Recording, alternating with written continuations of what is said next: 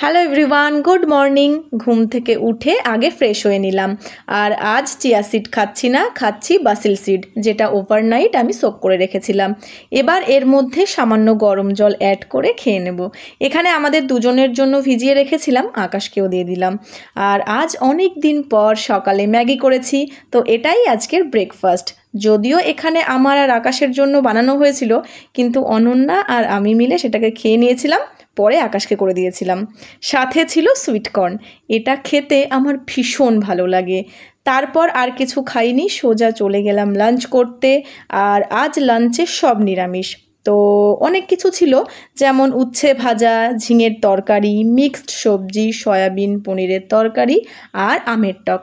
উফ, বলতে বলতে হাঁপিয়ে গেলাম। বাই দ্য ওয়ে, সয়াবিন আর পনিরের তরকারি কিন্তু আমি করেছিলাম। আর লাস্টে আমের টকটা এমনিই খেয়ে নিলাম। আজ আকাশ এই ম্যাঙ্গো ভ্যানিলা আইসক্রিমটা এনেছিল, এটা খেতে খুব ভালো ছিল, তো অনেকটা খেয়ে নিয়েছিলাম। সন্ধ্যা নাগাদ খেয়েছিলাম একটু ঘুগনি আর ভেজিটেবল চপ। আগে এই চপের মধ্যে স্টাফিংটা কত সুন্দর করতো, আর এখন যেন আলু আর বিট ছাড়া কিছুই থাকে না। এই তালের বড়াগুলো বুলটি দি পাঠিয়েছিল, আর আমি তালের বড়া খেতে মারাত্মক পছন্দ করি, তাই বেশিরভাগগুলোই আমি খেয়ে নিয়েছিলাম। আর দি, ভিডিওটা যদি তুমি দেখে থাকো তাহলে তোমাকে বলছি, বড়াগুলো খেতে খুব ভালো হয়েছিল।